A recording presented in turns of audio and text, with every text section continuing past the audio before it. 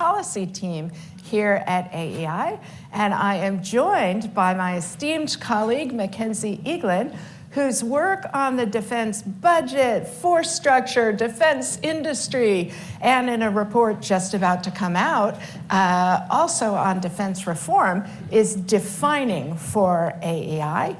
And we have the pleasure today of talking with the leadership of the Army of the United States, including the Secretary of the Army, Christine Wormuth, and the Commander of the U.S. Army in the Indo-Pacific, General Flynn.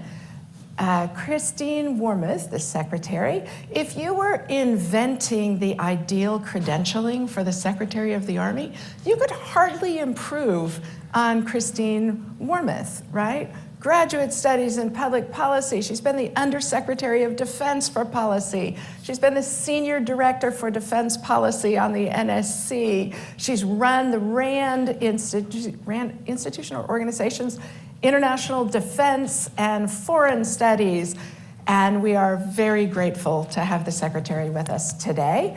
And also General Flynn, who also, crazily enough, is well qualified for the job the Army gave him, having commanded at every level in the Army, including commanding the 82nd Airborne, and having been the Deputy Commander of Indo-PACOM, run the Army's Combined Arms Center.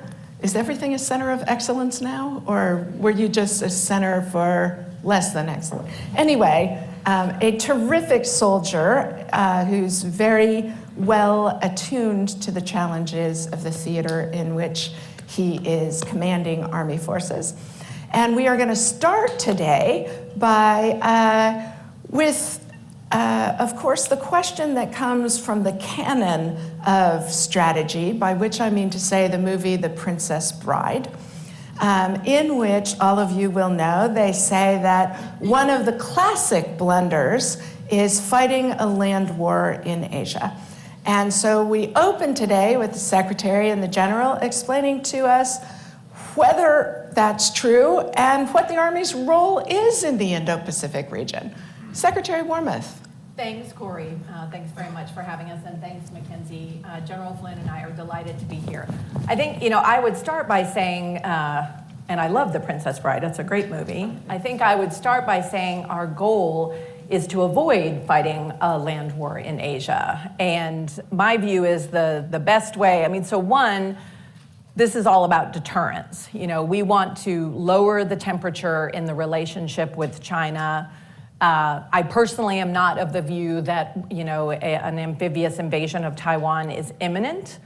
But we have to obviously prepare. We've got to be prepared to fight and win that war. And I think the best way we avoid fighting that war is by showing the PRC and countries in the region that we can actually win that war. So when I think of the Army's role in the Indo-Pacific, I really focus on deterrence. How do we build and strengthen deterrence while we're campaigning? And then what do we do if deterrence fails? So let me talk a little bit about both pieces of that. And I think I would say, if I had a bumper sticker to try to capture the Army's role in both of those phases, if you will, campaigning and warfighting, I would say land power is really staying power. That's what we're about. And in the campaigning phase, I really think what we're doing is threefold. First of all, we are complicating China's decision-making, President Xi's decision-making. I think we have to really make him think every day about if I were thinking about something aggressive against Taiwan, would I be just dealing with the United States or would I be dealing with a coalition like the one he sees that we have built to defend Ukraine right now in Europe? And we play a key role in that. And it's not just about, everyone sometimes says, all of the militaries in the Indo-Pacific are dominated by their armies and we're the Army and we have good relationships, so that's kind of what we're about in the Indo-Pacific. It's not about that. It's not just relationships for relationships' sake. But I do think showing that we have a strong network of allies and partners in the region is really critical.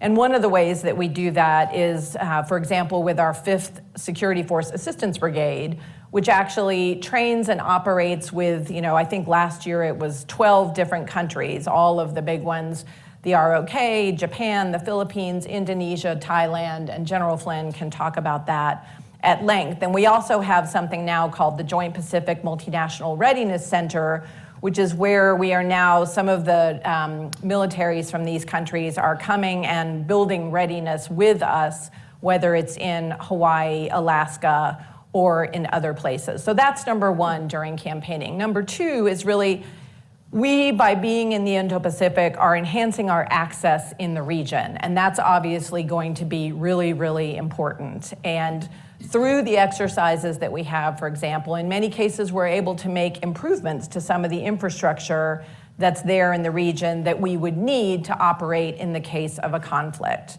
The Secretary Austin's expansion to 4 more EDCA sites in the Philippines really was and is a big deal. It was a little overshadowed, I think, because of the Chinese balloon, but that's a really big deal. And, we look forward to talking to the Philippine Army about what opportunities are going to be there for us to work with them as a result of that. And again, that's just one example. But I think we're also looking at how can we build some theater distribution centers in the region? Starting potentially with Australia, for example, which because of its location is, outside of a lot of the missile ranges. And that's a place where we could work with the Australians to build a hub, to have supplies, to be able to move fuel around, for example. And I think, Guam is obviously going to be the most important one of those distribution centers, but there are possibilities with Japan. I think, there's a lot we can do with Australia, and again, with the Philippines and the Singaporeans. Now, in those two cases, it would probably be non-lethal equipment that would be there, but that's the kind of thing that we need to be working on. And then I think the third piece of campaigning where we're building deterrence is really by showing visible, combat credible forces forward in the region. And again, General Flynn can expand on this, but Operation Pacific Pathways is really how we're doing this. And our goal is to have Army forces in the Indo-Pacific 7 to 8 months out of the year. And we have some very large exercises now. We have Garuda Shield, which used to be a bilateral exercise with us and the Indonesians, last year became Super Garuda Shield. We had 14 countries in that exercise with us. All of our sister services participated in that. And then we have, for example, this year coming up, we're going to have Talisman Sabre, where we actually are going to move Army pre-positioned equipment from the Korean Peninsula using our Army watercraft to Australia. And that's, again, showing how we're going to be doing this. We've got the Balikatan exercise in the Philippines, and we'll have our multi-domain task force participating in that. So I think, countries in the region see that. China sees that. Our allies and partners see that. Those are all things we're doing in campaigning. And then if deterrence fails, and I'll be brief on this, I think there are really 5 core tasks that the Army has. The first, I like to say that we are the linchpin force. And again, this gets to the staying power. It's going to be our job to establish, then build up, then secure and protect staging bases for the Navy, for the Marines, for the Air Force, and that's why we're really building out our integrated air and missile defense capabilities, for example, to be able to protect those kinds of staging bases that are going to be key. The second really big thing we're doing, also about being a linchpin, is sustaining the joint force, and that's where those theater distribution centers come into play. We offer the opportunity to provide secure communications to the broader force, to provide intra-theater sustainment, setting up munition stockpiles, setting up forward air refueling points, protecting them. All of that is going to be critically important given the vast distances, obviously, that we're looking at. And we're expanding our watercraft. We're going to have a watercraft company in Japan. So that's going to be very, very important. We offer command and control at a scalable level, and I think General Flynn can talk about that quite a bit more. We have the capacity to provide Joint Task Force headquarters, and we could, if the Indo-PACOM commander wanted, serve as the Combined Joint Force Land Component Commander. So we just have a lot of capability there. And then the last two things we do that would be critical is long-range fires. We can help interdict sea lines of communication. We can provide suppression of enemy air defenses. And we've actually got, a lot of people don't know this, but our first battery of long-range hypersonic weapons is actually training with their ground equipment at JBLM right now. And by this fall, we will have our first battery of long-range hypersonic weapons. And that element will be part of our first multi-domain task force. So that's, I think, very significant. And we're also going to be bringing out the prototype for our mid-range capability, which provides us the opportunity to take out mobile targets at long range. And then the last thing we do, of course, is provide counterattack forces if they're needed. And there's a lot of discussion about how that would work in which different scenarios. But I think those 5 tasks are incredibly important. The last thing I would say is, particularly if we got into a major war with China, the United States homeland would be at risk as well, with both kinetic attacks and non-kinetic attacks, whether it's cyber attacks on the power grid or on pipelines. And the United States Army, I have no doubt, will be called to provide defense support to civil authorities. And that's something that people often put as an asterisk, but it's actually going to be incredibly important. They are going to go after the will of the United States public. They're going to try to erode support for a conflict. And I think the Army will play a role here at home. During the Berlin crisis in 1958, when the Army Chief of Staff suggested to President Eisenhower that they needed to start moving troops to Europe, President Eisenhower's response was that he should be impeached if he did that. They would be needed to restore civil authority in Baltimore after the nuclear exchanges. Yeah. So on that bracing note, General Flynn, tell us about the Army in the Indo-Pacific. Corey, Mackenzie, Madam Secretary, thanks for having me today. As the title suggests here today, and as the theater is named after 2 oceans, I'm just here to offer that this is not only an air and maritime theater. This is a joint theater. It's got joint challenges and joint problems, and it requires joint solutions. So I'm the land component commander. I'm a land guy. I was the 25th Infantry Division commander going back to 2014 and to 2016, and then I was in that region all the way to 18 as the deputy commanding general for both Vince Brooks and for Bob Brown. And so I've been watching the ground forces and the PLA since 2014, and they are on a historical trajectory.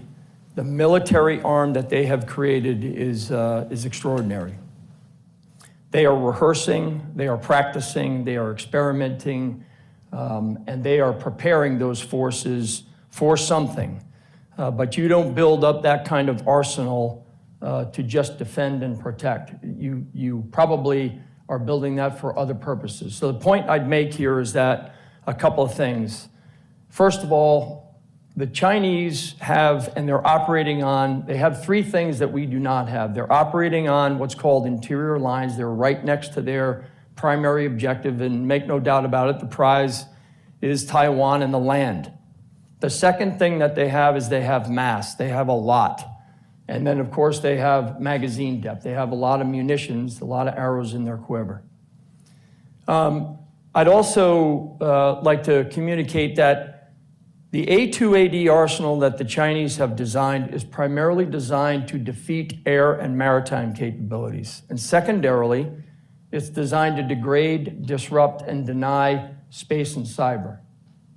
It is not, however, designed to find, fix, and finish mobile, networked, dispersed, reloadable ground forces that are lethal and non-lethal that are operating amongst their allies and partners in the region. This is an important point. So I would really like to communicate 3 sort of special initiatives or unique initiatives that we have going on in the theater. Really, the Secretary talked about a number of the strategic ends that her vision has for the theater. But the reality of it is I'm going to explain 3 ways that we're going about executing those ends that the Secretary just talked about. The first one is JPMRC, Joint Pacific Multinational Readiness Center. As many of you know, there's been for almost 50 years a training center in Europe at Graf and Hohenfels. Of course, that training center plays a pivotal role right now. And then there's 2 training centers in the continental United States, one in Louisiana and one in California. We never created one in the Pacific, but we have one now. There's 2 campuses, one in Hawaii and one up in Alaska. Of course, Hawaii has got an 8-island archipelago throughout the state. It's jungle, it's tropic, it's surrounded by joint forces, and we do rotations there every year for the 25th Infantry Division. The Alaska campus has got the Yukon and Donnelly training area. It's a massive piece of property that the Army manages to include the airspace. And in that area, what you have is high altitude, extreme cold weather, and mountainous. And then we have an exportable version that we brought into Indonesia in 21 and 22 on the islands of Sumatra and Java. And this year, we're going to bring that exportable training capability from the JPMRC into Talisman Sabre in a place called Rockhampton, Shoalwater Bay up in the northeast corner. So the first point is we have created the Joint Pacific Multinational Readiness Center. It's the Army's contribution to what's called PIMTEC, which is the Pacific Multinational Training and Experimentation Capability, which has been at Indo-Pacific since Admiral Locklear. And what we're doing at JPMRC is we're generating readiness.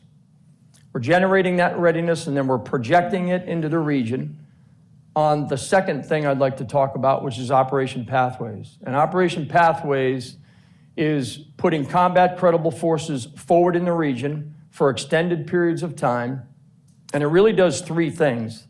It increases our interoperability with our allies and partners, the human, technical, and procedural interoperability, and it increases confidence in our relationship together. The second thing it does is it increases our joint readiness because we're operating as a joint force. And the third thing it does is it's denying key terrain, human and physical terrain, from the PRC, which are in all of the subregions across the area, from South Asia to Southeast Asia to Oceania to Northeast Asia, to include the Arctic Circle. So Pathways is our way of campaigning. Pathways is our posture. Pathways is posture without MILCON. Pathways is our reinforcing to our allies and partners in the region by forward positioning capabilities for extended periods of time. And then the third thing that we're working on, and many of these are anchored by the Core 5 that the Secretary talked about, is we're creating joint interior lines. Now, joint interior lines is actually composed of foundational capabilities that only the Army provides at scale. Those capabilities are command and control at echelon, protection by way of mobility, counter-mobility, and survivability through engineering. The other layers of protection are counter-UAS level 1 to 3 threats, short-range air defense, mid-range with Patriots, and then upper tier with theater ballistic missiles.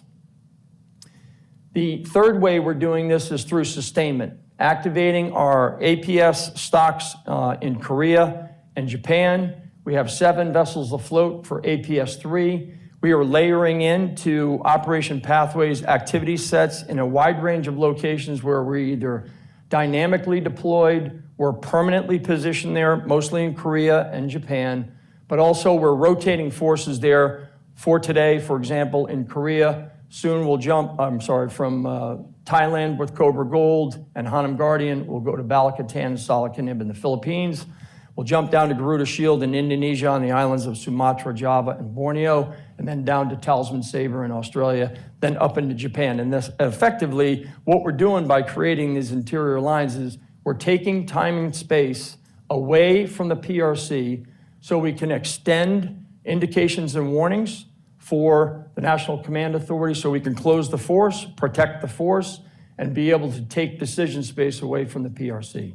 The last thing we're doing on those interior lines is we are working to put collection sensors out there to see, sense, and understand so we can contribute from the ground and tie together a terrestrial layer, an aerial layer, and a space layer to do intelligence support to joint targeting. That's necessary for us to provide those joint long-range precision fires and necessary for us to be able to maneuver and provide other forces to the joint force in support of our allies and partners and in support of what the joint force must achieve. I'll end on this point by saying exactly what the Secretary said up front. All of these three ways that I'm describing, JPMRC, pathways, and joint interior lines, is really to deter this war from occurring. I mean, our goal out there is no war, but we have to be in a position and be forward with combat credible forces to deter that from happening. And if that happens to fail, then we're at least in a position to take advantage with the joint force to achieve the national objectives as set out by the National Command Authority and the President. And I'll stop there. I look forward to your questions. Thanks, Corey, Mackenzie. So I apologize Secretary. that I mistook your division command. That's and also okay. I was the neglected- Deputy Commanding General of the 82nd, just for the record, but. And neglected to mention that you'd also been the G357 of the Army, which has a non-trivial credentialing for the work that you're doing now. And Mackenzie, I said nothing of yours because your work speaks so loudly, I feel like I don't even need to. So grade their homework, Mackenzie. How's this looking for you? You make very compelling cases. It's important, I think, to penetrate the DC's conventional wisdom bubble with the reality on the ground. I remember reading an article last week. There was a CNN crew aboard a military plane, and then they were that's not even the right word, confronted by a Chinese fighter. And it was funny, when asked later, I can't remember which military commander, they basically were like, this was just a shock to see. And then they were like, this is just another day in the South China Sea. So I do want to get a sense of what it's actually like there on the ground, just on a daily basis. Our tension's high, what's happening. But then what I want to ask specifically is there anything applicable, lessons learned from Ukraine? I feel like if you ask 10 people in Washington, what are the lessons learned about Ukraine that might be relevant to Taiwan, you'll get 11 answers. And so it's kind of what everybody, whatever they wanted it to be. And I'm nervous because Washington's conventional wisdom, which again should scare us all, is increasingly that Ukraine's a one-off. It's a World War I artillery style event, won't happen again, but yet, as a result of Ukraine, our munitions cupboard is largely, it's not bare. Doug Bush is helping make sure that's not true, but it's stretched because the assumptions about conflict, I think, are rosier than we want them to be. So take that anywhere, any which direction you want. We'll start with Why you. don't you start, General Flynn, with Okay. what it's like on the ground, since you are in theater. He's almost never in Washington. He's always in theater. I guess I think what I'd say is the activity, and I'll go across the region, right? I mean, they have out in the Western Theater Command, there are 12 airfields that they have created in the Western Theater Command. Most of those are the size of Dulles. They've moved 2 corps of PLA along the line of actual control. They've built heliports and SAM sites. They have choked off fresh water in the Mekong River. There is lines of communication that are being cut through Myanmar, through Pakistan, to get access to the Ottoman Sea. There's 1.2 million refugees in a Rohingya camp in Bangladesh. And that's just in South Asia. That's 10 countries, 2 billion people. Southeast Asia is trending in a positive direction. I'm really encouraged by what's happening in Singapore, in Malaysia, in the Philippines, in Indonesia. If you go out to Oceania, I would say it's under duress. A similar approach that they're taking in South Asia out in Oceania is, their currency is corruption. They get into a loan deal with business leaders or political leaders or military and police leaders, and then they can't pay that loan back. They get into their IT backbone, they get into their electrical grid, they get into warehouses, piers, airfields, ports, and they get access. They get access to what? They get access to terrain. Places like Kiribati, Solomons, PNG, and there are challenges out there. A little bit of that happened as a result of COVID because we had to seal the islands up and people went about their business, but now we have to enter back in there. The administration is doing some great stuff out there to open embassies back up and make sure we have a presence out there, but our presence needs to be felt because it's essentially on the doorstep of the homeland. And then I don't have to tell this crowd, but the Korean activity here in the last year is it's unprecedented compared. Well, I was out there in 16 and 17 when the last real dust-up started, and it was very, very dangerous. And he's about 30 shots beyond that already. And then, of course, the activity in the South and East China Sea and around Taiwan. I mean, the cross-center line work, the activities of the PLA Navy. I can't go into great detail in here on what's happening on the ground, but I can tell you that the PLA Army and the PLA rocket forces and the strategic support forces are in dangerous positions. And so they're rehearsing, they're exercising, they're experimenting, and that kind of, and then of course I'll just use two examples, the post-Speaker Pelosi conduct, and then this recent balloon over the top of the United States and our sovereign territory, both very irresponsible and aggressive behavior, and the region sees that, and they don't like what they see. And that's why I think you're getting reactions out of countries like South Korea and Japan, the Philippines, Australia, and a number of others. So that's a little bit of the state of play in the region. So if I could ask a question. I was really struck by something you said, Secretary, about limbering up forces and equipment on the Korean Peninsula for other missions.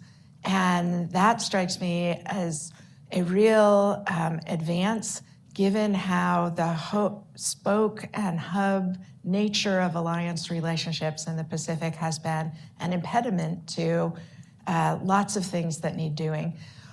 What do you guys need that you don't have, or what do you need more of, whether it's diplomatic agreements, access agreements, money, authorities from the American government that can help you do the kinds of things that fully respond to the threats that we're hearing about from General Flynn? Well, I think the biggest thing is defense diplomacy, is securing agreements with countries in the region to allow us to do more, and not just the Army, but the other services as well. And there's always, everyone always wants to move faster, and we'd like to move faster. But I know from my time as USDP that, you can only move as fast as host nations are willing to move in terms of signing agreements. And for obvious reasons, it's a complicated neighborhood. A lot of the countries in the region obviously have very robust economic relationships with the PRC. So I think, we do have to be mindful of the fact that those countries are going to make decisions on their own timelines in what they see that makes sense for their national interests. But I think, to all the points that General Flynn was making about what countries like Japan, Australia, the South Koreans see in the region right now is changing rapidly. And when I look back at, how Japan saw itself and saw its role and saw the role of the self-defense forces, 10 years ago, it has changed dramatically. I mean, I think the folks in the Philippines have expanded the EDCA agreement sites because of their concerns about what they see the PRC doing. So I would like to see us, continue to sort of have wins like those 4 new sites. But our job in the Army certainly is to just be as ready as we can to take advantage of those agreements when they get signed. If I might, I think important to point out, I'll just use 3 countries, Indonesia, the Philippines, and Australia. Each of those countries are creating what we would call combat training centers. In Indonesia, one is over on the island of Sumatra, on the eastern coast of Java, and then up in Borneo, because they've got 17,500 islands that they're spread across. The Philippines, in one of the EDCA sites at Fort Magsaysay, there's a training area there that they seek to put a training center together. And then of course the one in Australia in the northeast corner in Townsville, Rockhampton. These are all areas where they want to collaborate and partner with the U.S. Army because we know how to do combat training centers. And so the expertise and the skill that we can get to enable them to do that is just invaluable. Plus it gives us an opportunity to do those things about interoperability, partnerships, and really being able to conduct training and share tactics, techniques, and procedures for us to be able to have that interoperability as a deterrent in the region. Mackenzie, you are the country's best defense budget analyst. Is the Congress giving the Army and the administration giving the Army what it needs to do this? I worry about, yes and no. I worry about, there's a Venn diagram overlap of things that you might need for competition and deterrence, which could also be useful if there's a kinetic conflict. That I worry that we're starving some of the deterrent capabilities, whatever that might be. I'm pleased with the progress. Dr. Ratner said here, this year is going to be generational for force posture change, and we're cheering it on every step of the way. But I worry about the gaps in the competition and deterrence, and just where many seem to think there's going to just be enough. Whatever we buy and prepare and posture for the war is going to be sufficient for everything short of that. So that's what keeps me up at night. Although General Flynn, I'm not going to sleep for a week after having you here. But because it's tremendous what's happening there. I do want to ask though about a different kind of act of war. Do we over-focus on the invasion scenario in Washington over quarantine and blockade, which to me are far more legally and politically complicated for militarily, but also the decision timeline cycles in Washington? Invasion's what soldiers like you know how to do that, right? Defend against that, deter that best. But the other two are also acts of war, and correct me about the previous speaker's visit, I saw different elements being dress rehearsed of all three scenarios. The current House Speaker is headed to Taiwan also, I believe, next month or in April. So we'll get some more out of that. But is there an overemphasis on the invasion scenario at the expense of the others? I think certainly we spend a lot of time in the department thinking about the invasion scenario because it's the most stressing, and it's the most demanding, and I think it's appropriate to give it a lot of thought. I will say I wanted to return a little bit, Mackenzie, to the other part of the question you had about the conventional wisdom. There have been a lot of war games done outside of the department. Having been at RAND, for example, I'll just point to some RAND work. And a lot of those war games show that it won't be necessarily a quick, sharp, even obviously a Taiwan scenario, there is definitely the possibility of a protracted conflict. So I do think the magazine depth issue is a real one. And I think, again, everything we're seeing in Ukraine shows us that we have to ramp up production, that the kind of peacetime, just-in-time supply chain model is not appropriate. And I think certainly we're doing a lot in the Army to ramp up our own organic industrial base and to work very closely with industry to see them ramp up their industrial base. And we have gotten multi-year procurement authority from Congress in a couple of instances and are going to make good use of that. And we're, I hope, going to do two more big contracts next year, looking at Gimlers, for example, to really increase our buys. So I think, I'm not sure we've bought into the conventional wisdom that it's going to be short. The Army is preparing for it to be longer. And I think we do need to think, though, about blockade scenarios or even other things. I think, and the Army has done some work analytically looking at, what if there's sort of a border clash, for example, between India and China that spikes? Or obviously there could be something, some coercive belligerent behavior in the South China Sea or around the Senkakus. And we do have to, I think, continue to think about those in addition to the Taiwan scenario. So, Mackenzie, before I go back to you, I want to add a point to the Secretary's very good one, which is Congress passing the defense budget on time is hugely consequential for the ability to do these things well. What I know from Mackenzie's work is that the 3-month delay getting the defense appropriation cost the department $18 billion in lost ability to buy things. That's a lot of ammunition that could have gone into stockpiles that Congress not doing its fundamental constitutional responsibility cost the American defense establishment. And just to build on that, Corey, our comptroller has done some work looking at, before sort of the 2011, 2012 kind of period as we moved into the Budget Control Act and sequestration, the continuing resolutions happened, but they tended to be about 3 months long, relatively short. On the other side of the Budget Control Act and kind of post-sequestration, we've gotten into much more like 6-month-long CRs and beyond.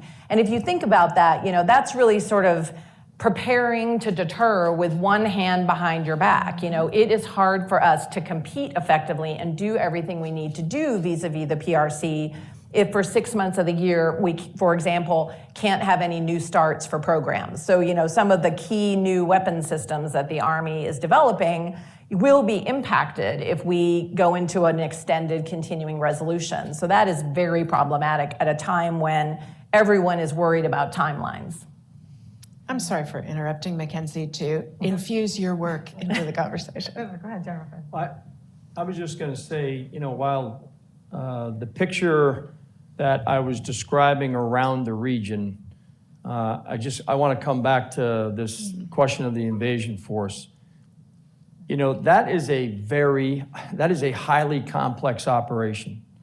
So I often remind people that in order to invade Taiwan, you have to generate an invasion force. It's not going to do it through H-6 bombers and subs and ships. You're going to have to generate an invasion force. Well, in order to generate that, you have to assemble, you have to move it, you have to combat configure it, you have to combat load it, and that's just to get off of mainland China. Then you have to go across 80 to 100 mile straight. Then you have to seize, hold, defend, and consolidate gains in Taiwan. So while there are challenges out there, I will tell you that the complexity of a joint island landing campaign is not a small matter. And you have to be an incredibly professional, well-trained, well-led force. And they're working on it, but I will tell you that from my perspective, they're not 10 feet tall. And they have work to do. And I think that now is the time for us to get into position to be able to deter that event from happening. And that goes to the 5 core tasks that the Secretary has asked us to do. It goes to what Admiral Aquilino was asking us to do out in the Pacific to put together improved posture, and to the 3 parts that I described, or the 3 ways by which we're trying to contribute to that enhanced posture. Mackenzie, I'm sorry I keep drawing on your substantive expertise and not letting you ask your own questions. Please go ahead. You have. No, I just want to return to, I was really struck by the Secretary's comments about what you're going to do with pre-positioned assets and the watercraft. Because I've heard Army leader after Army leader say, that's why we were able to support Ukraine instantly, is because the Army took the prepo equipment out of the warehouse, dusted it off, tested the parts, and then exercised with it and turned on the engines, ran the machines, saw what worked and what didn't. The road couldn't support this one, but it could support that, et cetera. And that's what helped. So I'm struck by that. But I want to go back to before we turn to any audience questions and final questions from Corey, lessons learned from Ukraine for Taiwan. Anything that's jumping out, or just general, we're just smarter now in general, and here's what we know. I think what I would emphasize, and I think there's lessons for, many parties, I would say, coming out of the Ukraine situation. I think one lesson is clearly, it's the old saying of, strategy is for amateurs, logistics are for professionals. Logistics. The Russians have found logistics to be very hard. And I think logistics will be very hard in the Indo-Pacific in the event of a conflict. And so we really have to focus on that. But I'm pleased to say, for example, General Flynn has a war game called Unified Pacific. And one of the things it's focusing on this spring is contested logistics and really digging into that. And I had asked the head of Army Materiel Command, General Ed Daly, to partner with General Flynn and really focus on the contested logistic requirements for the Indo-Pacific.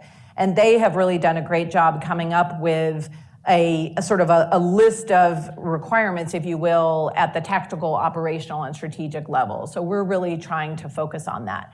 I think another lesson coming out of, of course you see the importance of, unmanned aerial systems, whether it's, how they can be helpful offensively for us, but how important it's going to be to defend against them. That's clearly a real thing that we have to be concerned about.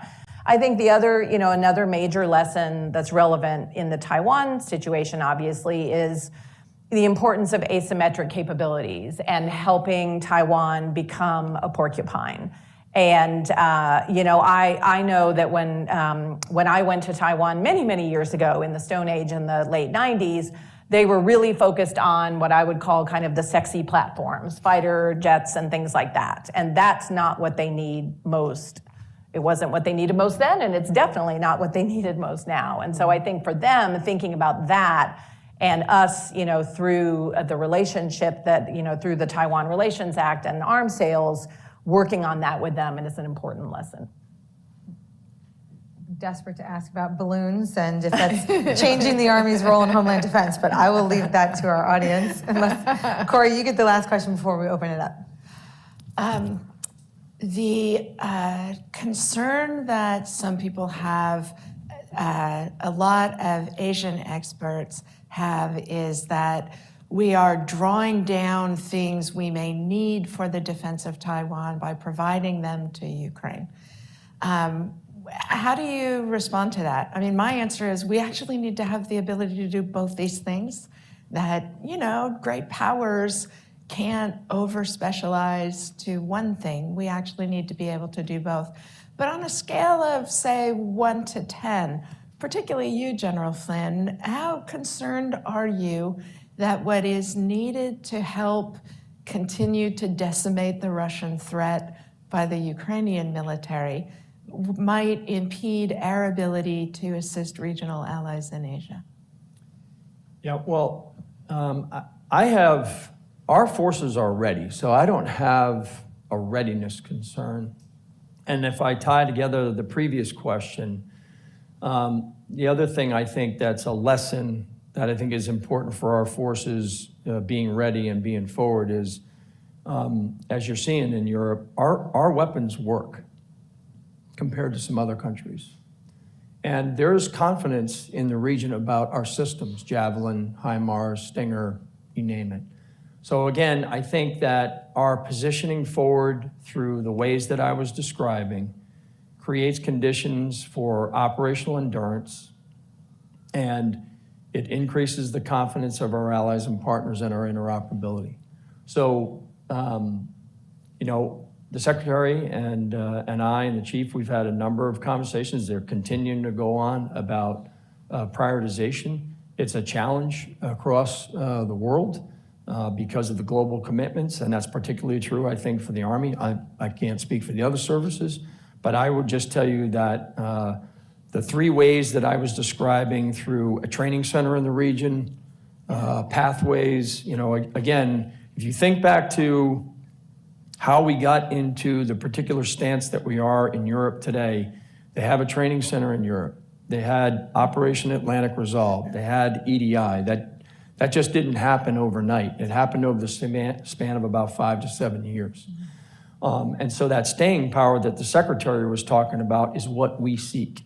Mm-hmm. And so I think if we can stay forward, and to your point, Mackenzie, about Dr. Ratner's comment, 23 is a really important year because the payload of exercises in pathways is really at its zenith here in 23 because it's a Talisman Sabre year. We have PAC Sentry, which is a JTF certification for the TJFLIC, my command, and also Pacific Fleet as the TGIFMIC.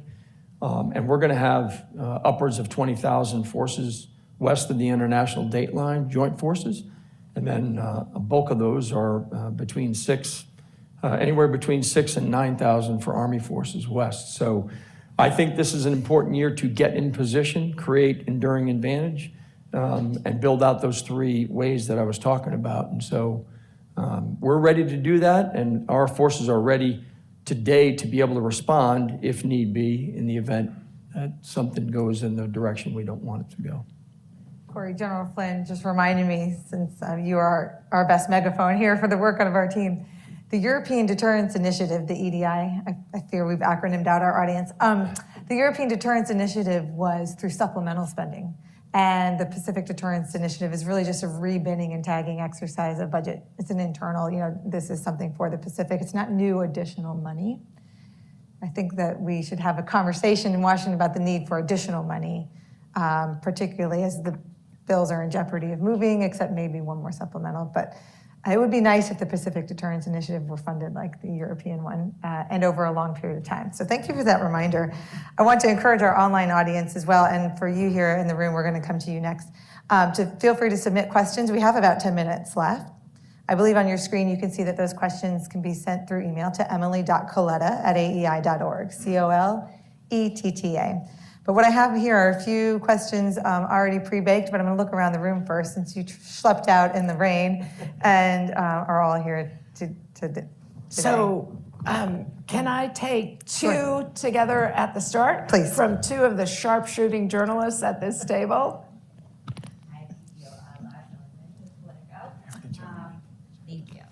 Hi, Lara Seligman with Politico. Thanks for doing this. Mackenzie, you mentioned you had balloon questions, so hopefully I will ask that one. For General Flynn, how frequently do your forces see balloons of this nature that are operated by the Chinese? I spoke with General Gwinkerich from CENTCOM, from AFCENT recently, and he said they see them relatively frequently, even that far away. So how often are you interacting with these kinds of balloons? I see them when they're reported, but other than that, I don't see them. When your forces, I should say, do your forces see these balloons?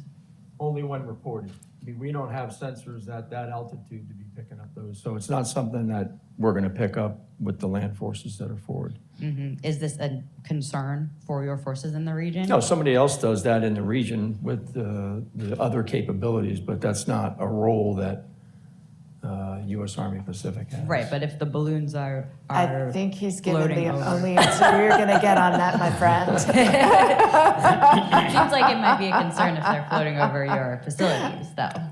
Sure, it's a concern, but that you asked me, do we see it? And I said, when reported, we see it.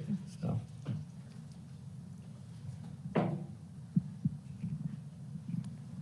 Thank you.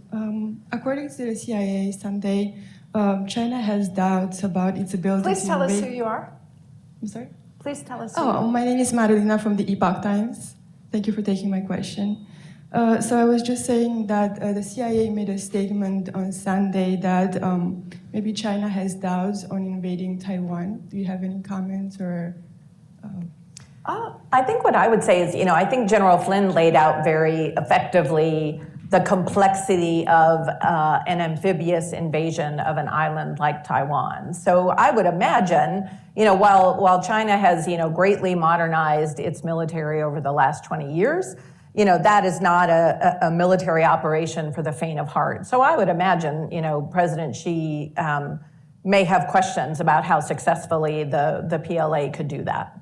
Kevin Barron in the back. Thanks, Corey. Kevin Barron from Defense One. General, good to see you. My question for you is, as a military man who's in the region, what's the difference from how you view the China threat versus how you see it portrayed in the press, in politics today, now that you're here in Washington? It's become a real touchstone of whether you're a loyalist or not, and it's in the campaigns. It often gets simplified by balloons. You've laid out a lot of the defensive the needs that you have, but how do you view the threat that's different from how the public? I guess I view it through the lens of my time watching it. So I'll just say, when I was there from 14 to 18, in 15, they went through a reorganization. And they were, on a path of modernization at the same time. So then they established their theater commands.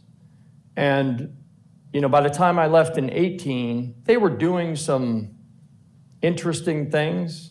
They had built, the islands. They had actually seized them, then built them, then armed them. And so the reorganization of the theater command structure, the emphasis on joint, the modernization and the training. I guess when I left in 18, I was concerned, and then I came back here to DC to be the G357, and I still paid attention to it.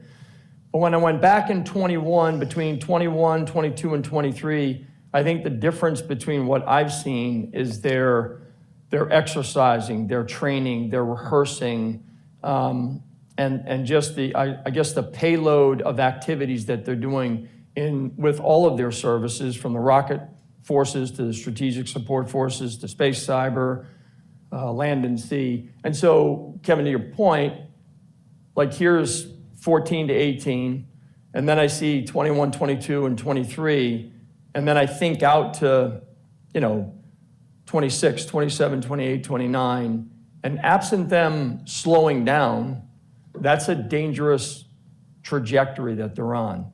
Couple that to, so that would be the incremental approach of modernizing, training, reorganizing. And you couple that to the approaches that they're taking, the subregions, on sort of the insidious nature of the corrosive, what their currency is corruption. And they're getting into deals out there that create access for them. And our currency is really our values and our principles and the way we operate in the region. And I think that's what gives me concern as I watch it. And maybe that helps draw a picture here for folks that are not in the region. They're just Take here one in last Washington. question in the room right here in the middle, and then Mackenzie, we will have about 5 minutes left for online questions. Hello, my name is Chandler Myers. I'm an analyst at Palace Advisors here in DC. So my question is, there was a lot of mention about different countries operating in the region. However, it took us a bit to get to any sort of mention of India. My question is really centered on that. So what is the Army's role in the Indo-Pacific without India, and is that challenge made harder without India's support? We have a really good relationship with the Indian Army. They actually came to us, this is prior to when I was Secretary of the Army, but it's a pretty tense border situation right now, obviously, with the Chinese, and we provided them quite a bit of cold weather equipment that was very, very helpful to the Indians, and I think they were very appreciative of that. So we have a very strong bilateral relationship. We have routine exercises with them that General Flynn can probably speak to a little bit more. Again, like I said, the country, it's a complicated neighborhood. India has a long-standing relationship with the Russians in terms of arms and things like that. So, I think we just have to keep working with them. And I would say India is another country like Japan, like the South Koreans, who've become increasingly concerned about Chinese behavior. And I think that will, more and more we will have interests that converge and overlap in that regard. Yeah, I echo exactly what the Secretary mentioned on the extreme cold weather gear. I would also say this past year we had what's called exercise Yud-Abhyas, which is where they asked us to train up in the Himalayas at 10,000 feet. That exercise will be in Alaska now with the 11th Airborne Division. Now we have very good cross-training exercise with them in the kinds of conditions that they can teach us certain things, and then we, of course, want to share some of those. Last point I'd make on this is we do a Indo-Pacific Army Chiefs Conference every year in the region. This past year we did it in Bangladesh. In 23 we're going to do that in India. So the Indian Army accepted the invitation to co-host that with U.S. Army Pacific. And it's the largest Army conference in the region, and it's co-hosted this year with India and us. And I find that to be a very encouraging part of our relationship here in the near term. Mackenzie, we have time for one or two online questions. Great. Well, in a sign of how large America's Army is and how difficult it is to get any time with General Flynn, I actually have a question from one of your fellow colleagues and fellow U.S. Army general. And he can only find you at AEI. But it's actually about Japan, one of our closest allies, which I'm thrilled that it might be, in fact, the last question. And he's wondering what concrete steps we're taking, you and the Secretary taking, to increase our footprint in Japan rotationally or permanently, and working with their security defense forces, the interoperability potential, especially given the emphasis on long-range fires. Start. So the Secretary mentioned the composite watercraft company. So that's an active component composite watercraft company that will be going into Yokohama North Docks, which is right in Tokyo Harbor here, beginning late this year. So that's one addition. Of course, we have, I often refer to the Army in Japan as a sort of first-round welterweight fighter. We don't have many people there, but we have 2 TPY, 2 radars there. We have a Patriot Battalion there down in Kadena and Okinawa. We have a regional support group in Okinawa. We have a mission training complex in Camp Zama. We have Yokohama North Docks in Tokyo Harbor. We have the port of Naha in Okinawa. And then, of course, U.S. Army Japan provides RSO&I for all the joint forces coming over there. A couple of things that I think are really exciting. First, General Yoshida, the chief of the Ground Self-Defense Forces, this last year, he asked us to put Exercise Orient Shield down in the Southwest Islands. We had HIMARS and their SSM-12s down on an island called Amami Island. We also, in Exercise Yamasakura, which is First Corps' CPX with the Japanese Ground Self-Defense Forces, they actually invited the Australians to send observers and the Philippines to send observers. In fact, General Bronner, the chief of the Philippine Army, came to Japan during Yamasakura, and we did a trilap between the U.S. Army, the Japanese Army, and the Philippine Army. And next year in Yamasakura, we'll have a U.S. division, a Philippine division, an Australian division, and of course, multiple division level equivalents, which is really regional armies in the Japanese Army. So, and as many of you know, the Japanese have doubled their defense budget. They're investing in counter-strike capabilities, and another, I think, important point is they've added a joint command into their structure. So these are all really positive things. I have a very close relationship with General Yoshida, the chief of the Japanese Ground Self-Defense Forces, and I'm really encouraged by the work that we're doing together in Japan across all of the regional armies there. So, Secretary Wormuth, the last word is yours.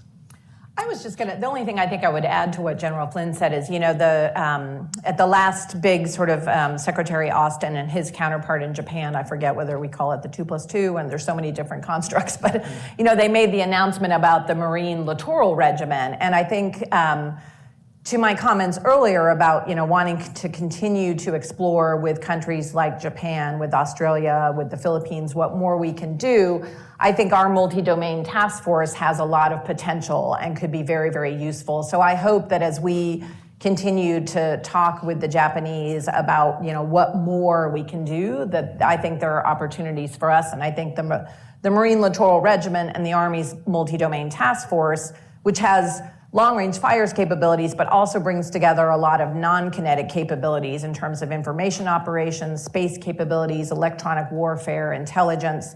That's something that I think could really be valuable in Japan at some point if we're able to do that rotationally. So my friends, thank you for your time today. Won't you join me in thanking these terrific leaders of the Army for this education? And of course, to the good and great Mackenzie Eaglin. Thank you for coming. Please stay in your seats as they just exit the room. Thank you so much.